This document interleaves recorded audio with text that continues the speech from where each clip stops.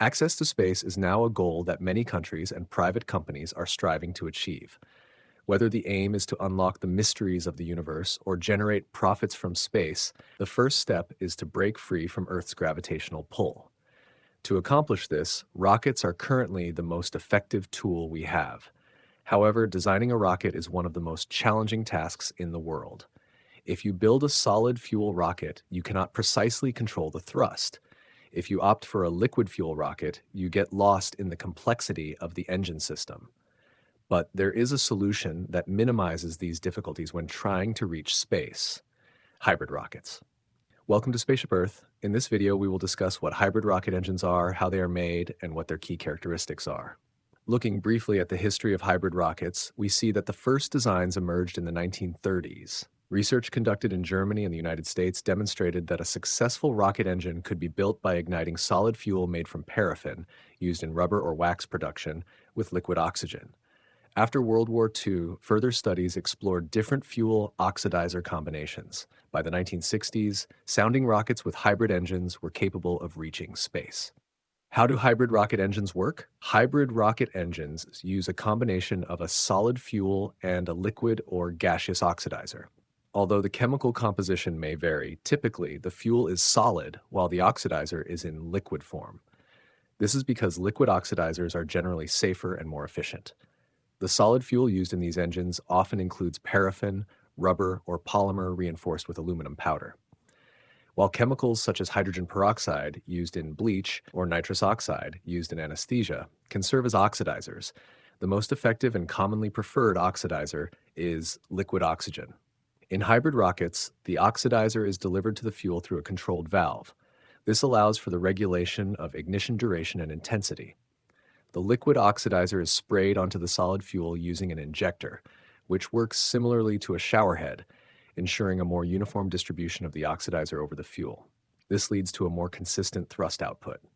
There are two main methods for delivering the liquid oxidizer to the fuel. One, pressurized gas system. A noble gas, like helium, is released into the liquid oxidizer tank at high pressure, forcing the oxidizer through the control valve into the combustion chamber.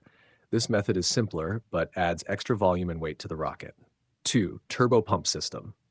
Similar to liquid-fueled rockets, this method uses a turbopump to spray the liquid oxidizer onto the solid fuel. This allows a large amount of oxidizer to be delivered in a short time, enabling high thrust generation.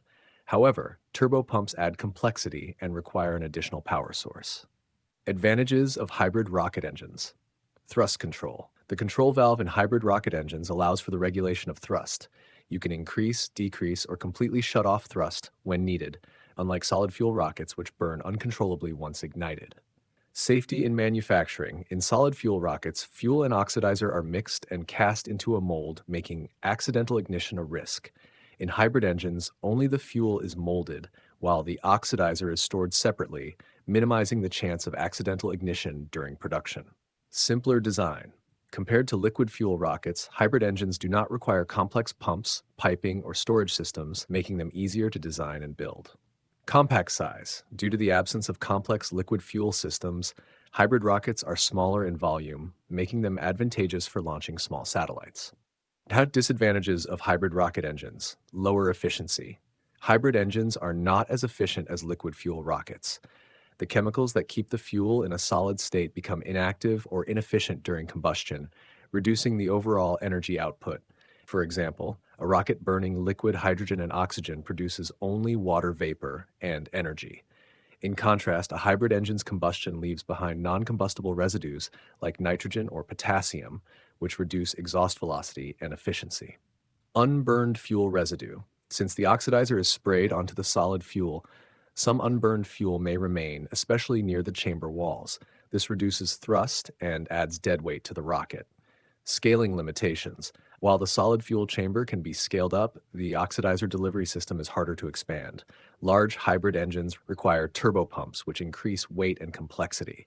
At a certain point, developing a fully liquid-fueled rocket becomes more efficient and economical. Applications of hybrid rocket engines.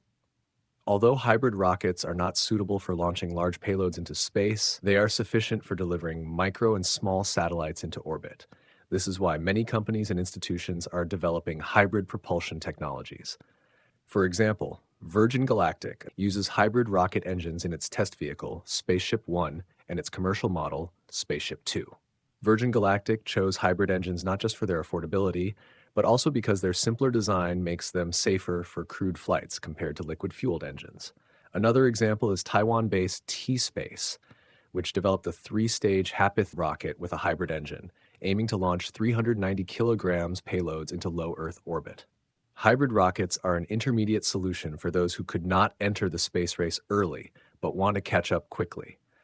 While they are not as powerful and efficient as liquid fuel rockets, they provide an ideal system for taking the first steps towards space while waiting for more advanced technologies to be developed.